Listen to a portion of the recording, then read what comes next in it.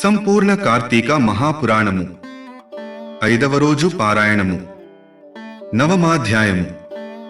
యమదూతల ప్రశ్నలకు చిరునగవుమోము కలవారైన విష్ణుదూతలు ఇలా భాషించసాగారు. ఓ యమదూతలారా, మేము విష్ణుదూతలము. మీ ప్రభువు మీకు విధించిన ధర్మాలేమిటి? పాపాత్ములెవరు? పుణ్యాత్ములెవరు? యమదండనకు అర్హులైన వారెవరు? అవన్నీ విపులీకరించి చెప్పండి. విష్ణుదూతల ప్రశ్నలకు యమదూతలిలా సమాధానమియసాగారు. సూర్య, చంద్రాగ్ని, వాయురాకాశ గోసంధ్యలు, దశదిశా కాలాలు, వీనిని మానవుల యొక్క పాప పుణ్యాలకు సాక్ష్యాలుగా విచారించి వారిని మేము శిక్షిస్తాం. ఓ విష్ణుదేవతలారా, శ్రద్ధగా వినండి. వేదమార్గాన్ని విడిచిన స్వేచ్ఛాచారులు, సాధుజన బహిష్కృతులు యమదండనార్హులు. బ్రాహ్మణుని, గురువుని, రోగిని పాదాలతో తాడించేవాడు, తల్లిదండ్రులతో కలహించేవాడు, అసత్యవాది, జంతుహింసకుడు, దానము చేసిన దానిని మరలా ఆశించేవాడు, డాంబికుడు, దయారహితుడు, దానము చేసిన దానిని మరలా ఆశించేవాడు, పరభార్య సంగముడు, సొమ్ములను తీసుకుని పక్షాన్ని అవలంబించేవాళ్ళని, చేసిన దానాన్ని బయటపెట్టుకునే వానిని, మిత్రద్రోహిని, కృతఘ్నులని, ఇతరుల పురుష సంతతిని చూసి ఏడ్చేవానిని, కన్యాశుల్కాలతో జీవించేవానిని, వాపీకోప తటాకాది నిర్మాణాటంకపరులని, తల్లిదండ్రుల శ్రాద్ధ కర్మలను విడచిన వానిని, కేవలం భోజనం గురించి ఆలోచించే వానిని, ఇతరులు చేసిన దానాన్ని నిరోధించే వానిని, నిత్యం స్నాన సంధ్యాదులను విడిచిన వానిని, బ్రాహ్మణాస్వ గోహత్య ఇత్యాది పాపయుక్తులైన వారందరూ కూడా యమలోకంలో మా చేత దండించబడుతుంటారు. ఇక ఈ అజామినుడంటారా? వీడు చేయని పాపమంటూ లేదు. బ్రాహ్మణ జన్మమెత్తి దాసీ సంగమ లోలుడై చేరాని పాపాలు చేసిన వీడు మీ విష్ణులోకానికెలా అర్హుడు? యమదూతల సమాధానాన్ని విని విష్ణు పార్షదులిలా చెప్పసాగారు. ఓ యమదూతలారా, ఉత్తమ లోకార్హతకు కావలసిన పుణ్యాల గురించి మేము చెప్పేది కూడా వినండి. ఏ కారణము వలన గాని దుస్సంగమాన్ని వదిలి సత్సంగమములో కలిసేవాడు నిత్యము దైవచింతనాపరుడు, స్నాన సంధ్యా జప హోమ తత్పరుడు మీ యమలోక గమనానికి అర్హులు కారు. ఓ యమదూతలారా, అసూయారహితులై జపాగ్నిహోత్ర నిర్వాహకులై సర్వకర్మలను సగుణ బ్రహ్మార్పణము చేసేవారు, జలాన్నగోదాతలు, విషోత్సర్జనాకర్తలు యమలోకాన్ని పొందేందుకు అనర్హులు. విద్యాదాత, గురువులు, పరోపకారశీలురు, హరిపూజా ప్రియులు, హరినామ జాపకులు, వివాహ ఉపనయనాలను చేయించేవారు, అనాథ ప్రేత సంస్కారకర్త, వీళ్ళెవరూ మీ యమదండనలకు అర్హులు కారు.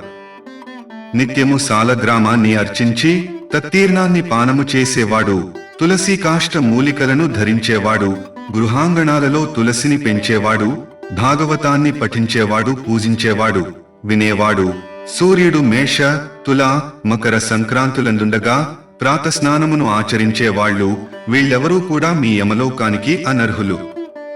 తెలిసిగాని తెలియకగాని హరినామ సంకీర్తనమును చేసేవాళ్లు పాప విముక్తులవుతారు. ఓ యమదూతలారా, ఇన్ని మాటలెందుకు? ఎవడైతే అవసాన కాలంలో ఒక్కసారైనా హరినామస్మరణ చేస్తున్నాడో వాడు విష్ణులోకానికే వస్తాడు. ఈ విధముగా సాగుతున్న యమ విష్ణుదూతల సంవాదానంతటినీ వినిన అజామిళుడిలోని జీవుడు తన శారీరక కృతదాసి సాంగత్యాది పాపాలను తలంచుకుని దుఃఖిస్తున్న జీవుడు స్పృహామయుడై అచ్చెరువొందాడు. ఇదేమి ఆశ్చర్యం! ఆ నల్లని కత్తులను ధరించిన యమదూతలు ఏమైపోయారు? నేనీ వైకుంఠములో ఎలా ఉండగలిగాను? పూర్వజన్మ పుణ్యము కాకపోతే నా జిహ్వపై హరినామమెలా వచ్చింది? నాకీ వైకుంఠము ఎలా ప్రాప్తించింది అని తనలో తనే అనుకుంటూ హరిస్మరణమును చేయసాగాడు. కాబట్టి రాజా, కేవల హరినామస్మరణమే అంతటి ముక్తిప్రదమైనది. కాగా హరి ప్రియంకరమైన కార్తీక వ్రతమును ఆచరిస్తే ఎంత పుణ్యం కలుగుతుందో ఊహించు అంటూ ఆపాడు వశిష్ఠుడు. నవమాధ్యాసమాప్త. దశమాధ్యాయము. జనక ఉవాచ. వశిష్ఠ, ఈ అజామిళుడు పూర్వజన్మలో ఎవరు? ఏ పాపం వలన ఇలా పుట్టాడు? విష్ణుదూతల మాటలకు యమదూతలు ఎందుకు ఊరుకున్నారు? వాళ్ళు యమునికి ఏమని విన్నవించారు? అన్నీ సవిస్తరంగా చెప్పు. వశిష్ఠ ఉవాచ, నీవడిగిన ప్రశ్నలన్నింటికీ ఒక క్రమములో సమాధానాలు చెబుతాను విను. విష్ణు పారిషదుల చేత తిరస్కృతులైన యమదూతలు తమ ప్రభువైన యముని చేరి ఇలా చెప్పసాగారు. యమదూతల ఆరోపణము, యముని ఉపదేశము. అయ్యా, పాపాత్ముడును దురాచారుడును నిందిత కర్మాచరణపరుడు అయిన అజామిడుని ఎందలి జీవుని తెచ్చే సమయంలో విష్ణుదూతలు మమ్మల్ని అడ్డగించి అతనిని మా నుంచి విడిపించి తమతో వైకుంఠానికి తీసుకుని వెళ్లారు. వాళ్లను ఎదిరించలేక మేమిలా రిక్తహస్తులమై వచ్చాము అని కింకరులు చెప్పినది విని రవంత క్రోధోద్రిక్తుడైన సమవర్తి జ్ఞానదృష్టితో సమస్తాన్ని అవలోకించిన వాడై, కింకరులారా, కించిదపి పుణ్యవిహీనోపి ఆ ఆజామిడనే పాపి అంత్యకాలాన హరి నామస్మరణమును చేయడము వలన సమస్త పాపాలను నశింపజేసుకుని విష్ణుప్రియుడై విష్ణుదూతల చేత తీసుకుని పోబడ్డాడు. తెలిసి తాకినా తెలియక తాకినా దహించవలెనను కోరిక లేకపోయినప్పటికీ సమస్త జాతులను అగ్ని దహించును. అదే విధముగా దుష్టాత్ములై మహిమను తెలుసుకోలేకపోయినా ఆ శ్రీహరి యొక్క నామస్మరణమును చేసినంత మాత్రము చేతనే వారి సమస్త పాపాలు దహించబడిపోతాయి. ఇక భక్తి భావముతో స్మరించిన వారు కేవలము కైవల్య పదగాములే అవుతారు అంటూ సేవకులకు ఎంతవరకు చెప్పాలో అంతవరకు మాత్రమే చెప్పి యముడు మరింత పూర్వాలోచన పరుడయ్యాడు. అజామిడుని పూర్వజన్మ. అజామిడు అతని పూర్వజన్మలో సౌరాష్ట్ర దేశములో శివార్చకుడుగా ఉండేవాడు. ఆ జన్మలో కూడా స్నాన సంధ్యాచరణాది రహితుడు, దైవేతర చిత్తుడు, దైవద్రవ్యాపహరి అయి ఉండేవాడు. బ్రాహ్మణుడై ఉండి కూడా ఆయుధపాణియై దుష్టులతో స్నేహమును చేస్తూ తిరిగేవాడు. అర్చకుడై ఉండి కూడా వివిధాభరణ భూషితుడై స్వేచ్ఛా విహారాలు చేసేవాడు. బహుభాషియై యవ్వనములో ఉండేవాడు. ఆ కాలానికి అదే గ్రామంలో ఒక దరిద్ర బ్రాహ్మణుడుండేవాడు. అతడు దరిద్ర పీడితుడై అన్నము కొరకై పట్టణములు పల్లెలు తిరుగుతూ యాయవార వృత్తిని అవలంబించి ఉన్నాడు. ఒకానొకసారి అతగాడు తనకు లభించిన యాయవార వస్తుజాలనంతటినీ మోసుకుని వచ్చి భార్యను పిలిచి, చాలా ఆకలిగా ఉంది, సత్వరమే వంట చేయి, ముందు కాసిని మంచినీళ్ళియ్యి, అవి త్రాగి రవంత ఉపశాంతిని పొందుతాను అని అన్నాడు. కాని యౌవనమదాశ్రితయే ఉన్న ఆ ఇల్లాలు భర్త ఎన్నిసార్లు పిలిచినా పట్టించుకోకుండా తన జారుని గురించే తలపోస్తూ ఉండిపోయింది. అందుకు కోపించిన భర్త చేతికందిన కర్రతో ఆమెను కొట్టాడు. తన కామపుటాలోచనలకు అంతరాయమును కలిగించాడనే కోపంతో తన ముష్టితో ఘాతించింది. అడలి బడలి ఉన్న ఆ బ్రాహ్మణుడు పరితాపంతో ఆమెను గృహాన్ని వదిలిపెట్టి గ్రామాంతరము వెళ్లి భిక్షాటనతో బతకసాగాడు. మగడు ఇల్లు వదిలి వెళ్లిపోవడంతో మరింత తెగించిన ఆ జారిని మగడు తెచ్చినవన్నీ సుష్టుగా మేసి, మగడిచ్చినవన్నీ అలంకరించుకుని, మగడు తెచ్చిన మంచి చీరను కట్టుకుని తాంబూల చర్వణము చేస్తూ ఒకానొక రజకుని ఇంటికి వెళ్లి ఆ రాత్రి తనతో సంభోగించవలసిందిగా కోరినది. కాని నీతిమంతుడైన ఆ రజకుడు ఆమె కోరిన తప్పుడు పనికి అంగీకరించకపోవడంతో వారిద్దరికీ వాగ్వివాదం జరిగింది.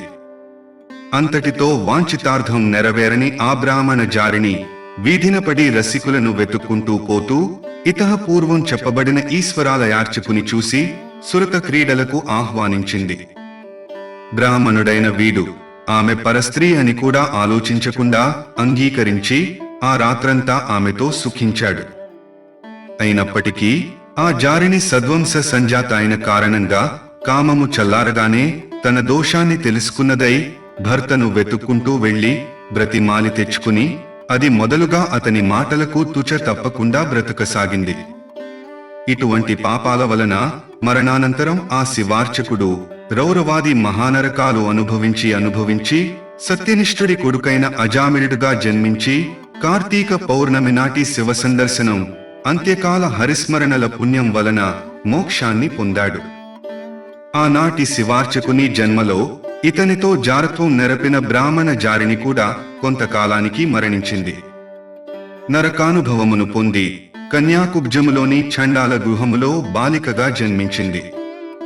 కాని ఆ పిల్ల తండ్రి గండాన పుట్టడం వలన వాళ్ళ పిల్లను అడవిలో వదిలివేశారు.